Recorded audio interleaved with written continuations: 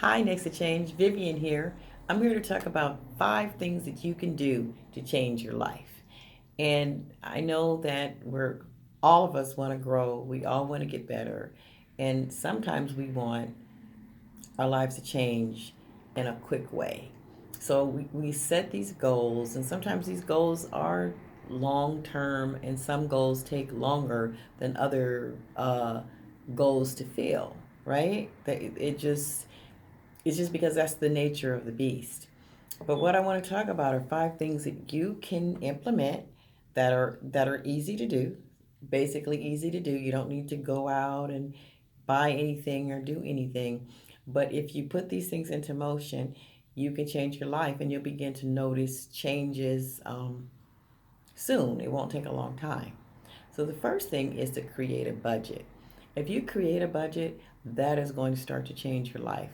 A lot of times we overspend because we really aren't aware. We don't know how much money that we have that's really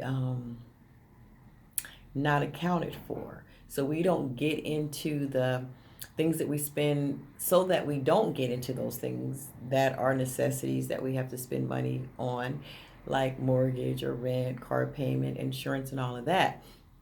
It's good to sit back and create a budget for yourself.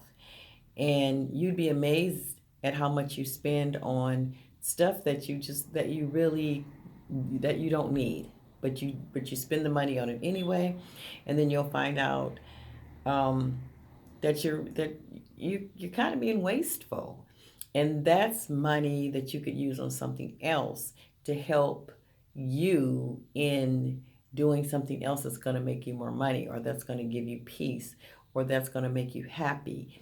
So create a budget.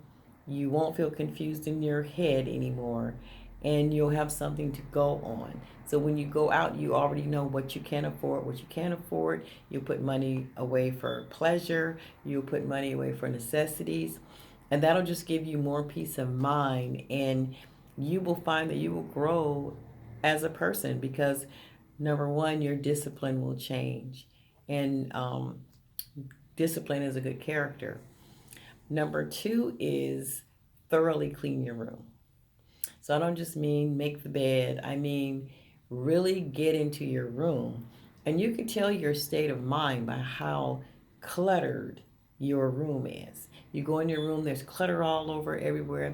That usually means that you're cluttered in your mind. Your life is cluttered.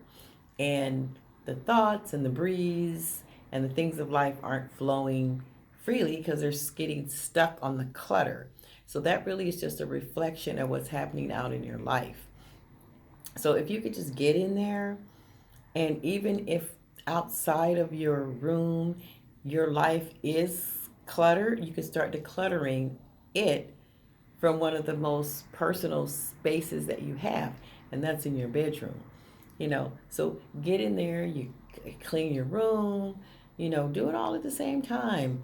Um, Clean your sheets, uh, change your cases.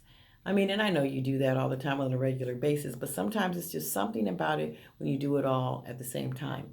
Go through all your drawers, get rid of all the stuff that you don't want, find a spot, organize everything, and just really get in there and clean your room. And you'd be surprised at how good you would feel in the morning when you get up. It's a totally different feeling, and it's also that brings a feeling of liberty and a feeling of freedom. And it just you will find that decluttering on the outside helps to declutter on the inside, and it'll just bring an instant that would be an instant change to your life. Number three is to implement a sleep regimen. A lot of times we we don't get enough sleep, and we're supposed to get enough sleep. You can find yourself up in the middle of the night or waking up in the middle of the night and unable to go back to bed. And we all know that we do have a circadian rhythm, and we know that certain things happen during those times. It's just our biology. So we know that in the night is when our body heals, when it does the most healing. And I I believe it's because, if I'm remembering correctly, something that I read, it's because in the day and when you're awake, you only have so much energy. So you're using that energy on things that you do. You're using it on driving, you're using it on thinking, you're using it on problem solving, you're using it on physical tasks. But when you're sleeping, that energy is not now expended on external things. And so internally, that energy now is able to heal the body. So it's healthy to get enough sleep, and it's also healing to get enough sleep. And if you're not getting enough sleep, you're missing out on that. You're tired and you're aging yourself because your body is not regenerating in a way that it possibly could if you got enough sleep. But get enough sleep. Start practicing that. Maybe you're going to tell yourself you're going to be in bed by 10 o'clock every night, or 9 o'clock, or 8:30, or 10:30. But try to get your, I'm going to say, 6 to 8 hours of sleep in, or whatever the sleep is that you need, that you feel is right for your body. And you will notice a difference. You will begin to function in ways that you hadn't before. You'll be well rested, you'll be sharper, you'll look better, you'll you'll just overall feel better. And you will notice that once you implement that sleep regimen, that your life will just begin to change. Number 4 is give thanks. This is something that, a lot of times we don't do. And a good time to give thanks is in the morning. You get up in the morning and you can just begin to be thankful, because a lot of times we wake up in the morning and we focus on the things that we don't like, or we focus on the things that we don't have, or we're upset because we got to go to work, especially if we're in a job that we don't like, or we have to do things that we might not, or we'd rather not do, that we might not prefer to do. But there are always things that we can give thanks about.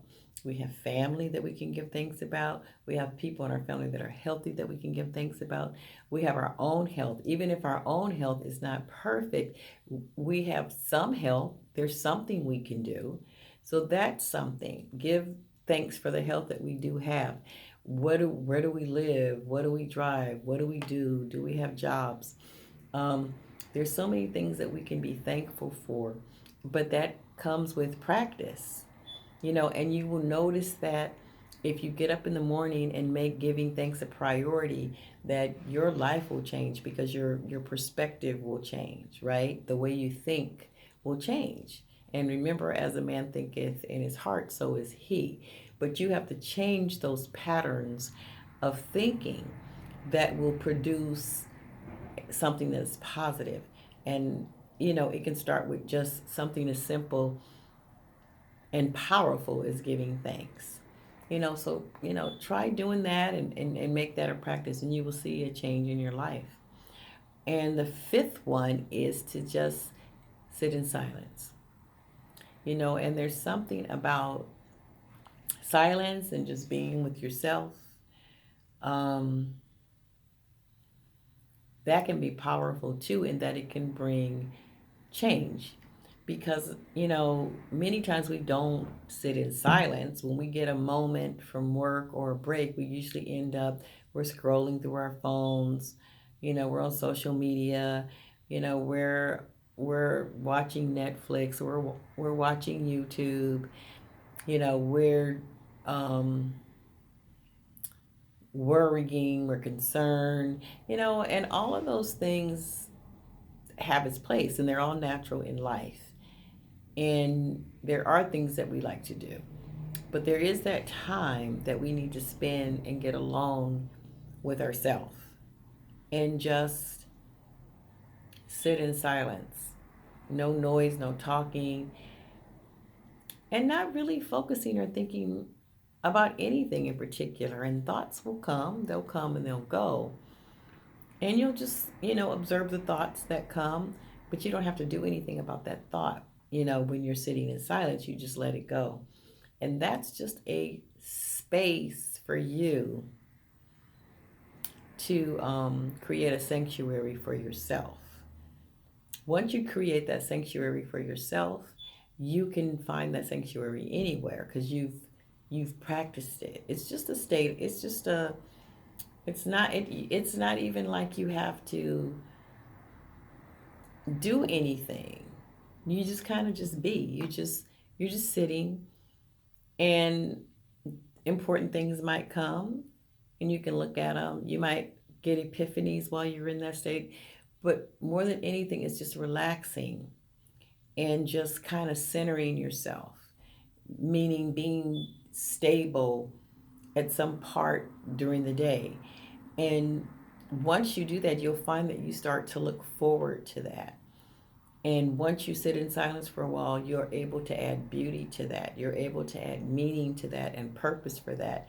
And a lot of people don't do it because they don't see the meaning, they don't see the purpose, and they don't see the beauty in it because they haven't practiced it. But once you do it, you will see that you're developing something that does you good in life and that it becomes good for you. So don't knock it till you try it. So those are 5 things that you can do that would change your life. Some of them immediately, but that fairly fast. So, remember, create a budget for yourself, thoroughly clean your room, implement a sleep regimen, give thanks, and sit in silence. So go ahead, add those things to your life, and look and see the change. You be the next change. Bye, YouTube.